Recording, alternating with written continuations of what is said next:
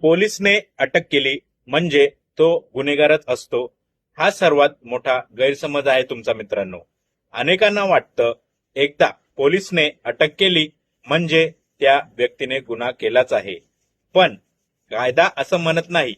अटक म्हणजेच अरेस्ट. एखाद्या गुन्ह्याच्या तपासासाठी किंवा कायदेशीर प्रक्रियेसाठी एखाद्या व्यक्तीला ताब्यात घेणे असते.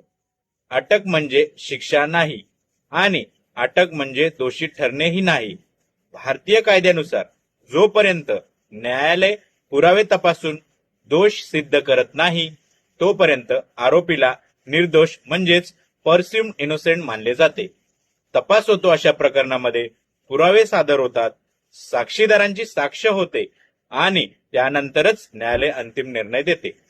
सर्वात मोठा गैरसमज काय होतं लोकांचा अशा वेळेस, की अटक झाली म्हणजे गुन्हा सिद्ध झाला. असं अजिबात नाही मित्रांनो. कोर्ट काय पाहते अशा वेळेस किंवा अशा प्रकरणामध्ये तपासातील पुरावे काय आहेत, साक्षीदार कोण आहेत, फॉरेन्सिक पुरावे काय होते, अशा प्रकरणामध्ये कायदेशीर प्रक्रिया कशी झाली, दोन्ही बाजूंचे युक्तिवाद काय होते, या सर्व गोष्टी तपासताना आपणास दिसून येते. लीगल टिप अशी असेल माझ्या फॉलोअरसाठी की अटक झाली तर घाबरू नका, शांत राहा, तुमचे कायदेशीर हक्क जाणून घ्या आणि तातडीने अनुभवी वकिलाचा सल्ला घ्या. अटक म्हणजे शेवट नाही, न्यायालयाचा अंतिम निर्णयच सर्वात महत्वाचा असतो. अशाच क्रिमिनल लॉ फॅक्टसाठी फॉलो करा माझ्या इंस्टाग्राम पेजला. व्हिडिओ आवडल्यास सेव्ह करा आणि शेअर करा. धन्यवाद.